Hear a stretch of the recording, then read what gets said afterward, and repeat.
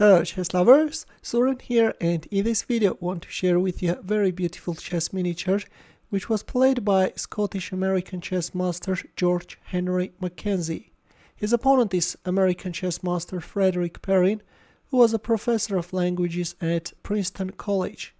This game was played in 1868 in New York. But before starting our game, first let me sharpen your tactical skills with a simple chess puzzle. The task is to find the winning line for white, and I will wait for your answer in the comment section. Back to our main board, where Mackenzie was on the white side and he opened up with e4. By the way, I have to tell you that I was busy with making Fischer-Smyslov game, but that took a bit longer. That's why I decided to make a Zwischenzug and first publish this short game. Perrin answered with e5.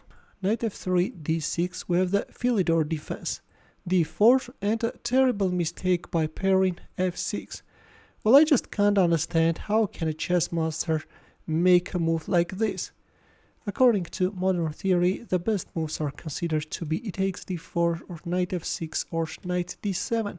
But in our game we have f6, and the problem with this move is that this is not only weakening the a to g8 diagonal, but also is somewhat hindering the development of the kingside pieces. Bishop c4, just a marvelous diagonal for the light squared bishop. Queen e7, another strange move, and it's not quite clear how is black going to develop his kingside pieces. Meanwhile, we have castling kingside and knight c6.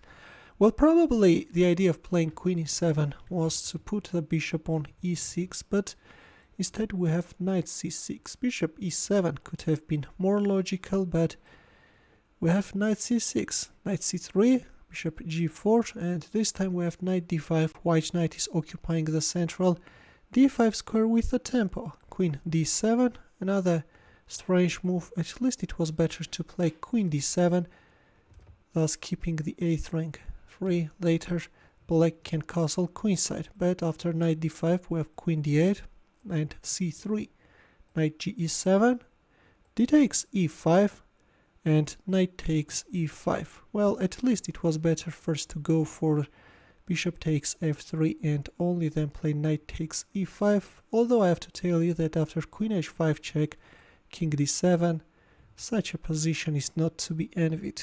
White can finish up black pretty quickly. In our game after d takes e5, we have knight takes e5, and as we've reached the critical position, please pause the video and try to find white's next moves.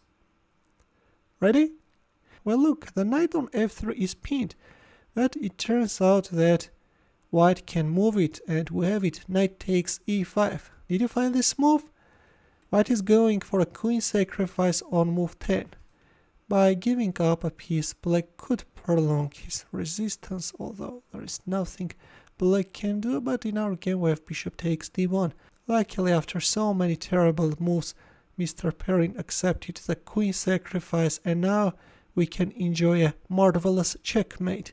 This time Mackenzie went for a knight sacrifice, thus opening up the light squared bishop's diagonal with a tempo. G takes f6, and we have a brutal checkmate on the board.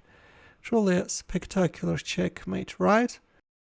This is it, dear chess lovers. In the end, here are more suggestions for you. Feel free to check them out as well. I will see you in my next video. I will come back with Fischer-Smyslov game, about which I mentioned in the beginning of the video. Take care.